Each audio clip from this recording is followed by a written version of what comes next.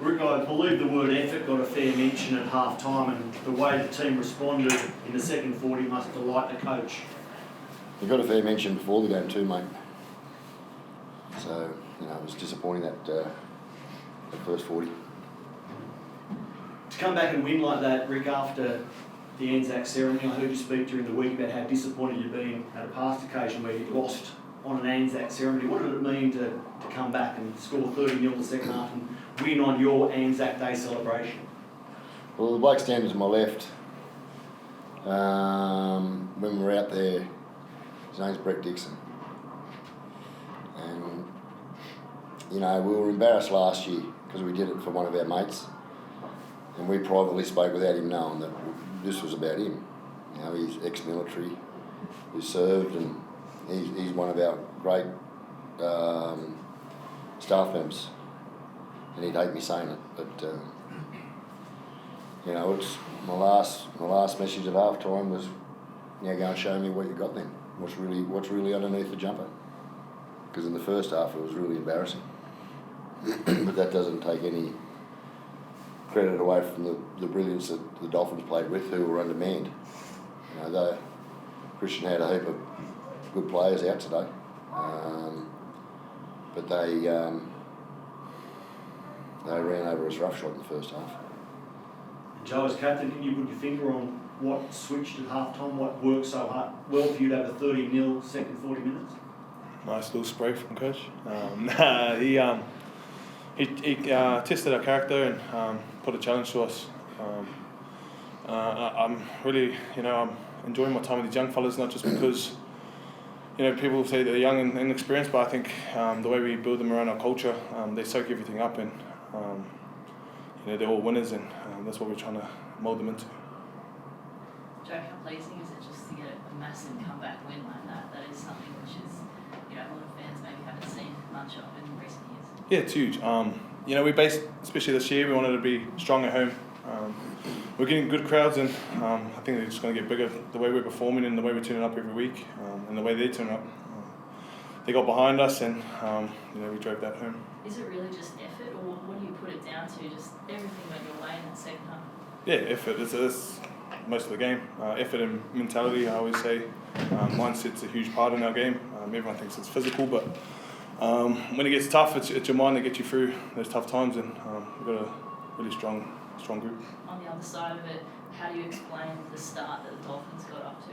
Yeah, we just didn't play. I think we just didn't. We played a bit out of our character. We didn't play how we play footy. We were probably shifting the ball too much and not doing the tough stuff. And that's what Stick touched on at half time.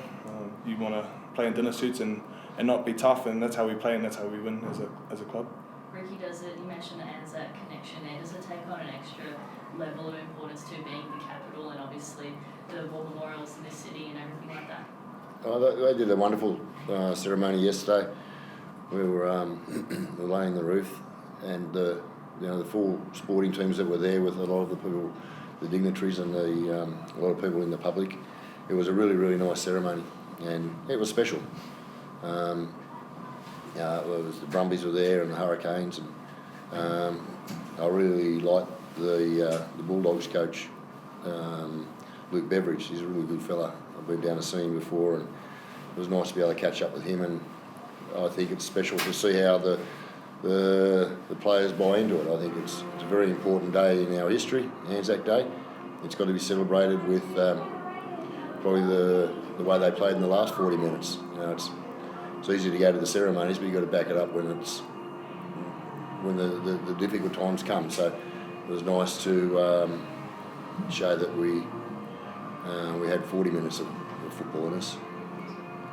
Coming into this game 5-2, Joe, after a hectic travel schedule for your first 7 rounds, you and the boys must have been hanging for a long week at home. So how was the preparation? Looking into this clash against the Dolphins. Yeah, it was good. It's good to be home. Finally got to take the wife out to dinner and do stuff like that. But our training's gone to another level this year. I think that's why we're playing how we're playing.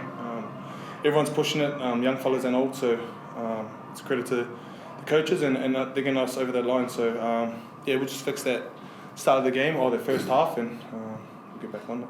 That sort of left-hand side defence got really targeted by the Dolphins in that first half. Is that something that you look to improve on before heading into next week? It starts. Yeah, everyone knows it starts in the middle as well. We need to win that ruck in the middle. So you can't really blame edges. We have to look at the video properly and see if we could have done anything better as well. And Rugby, the draw doesn't get much easier for you guys heading up to face the Storm in Magic Round. Now sitting 6-2, you must be pretty confident. So what do you think you guys need to work on before taking on the Storm in Magic Round this season? Oh, no, I'll look at that this week. It's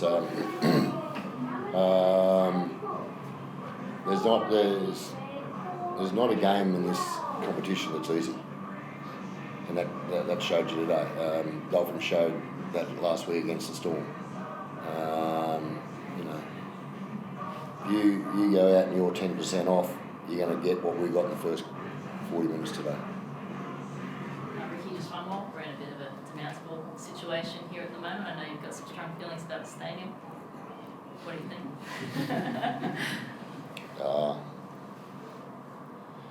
It's not going to happen, so You resigned to that? yeah, I am. And also, I come out and say what I think is best for Canberra. It'll be an ugly headline. Ricky's blowing up, or Ricky's filthy again, like everything. I gave a referee a rap 2 weeks ago, and the headline said that Ricky was blowing up. So I can't win with headlines, so I'm better off not saying a word, Mel.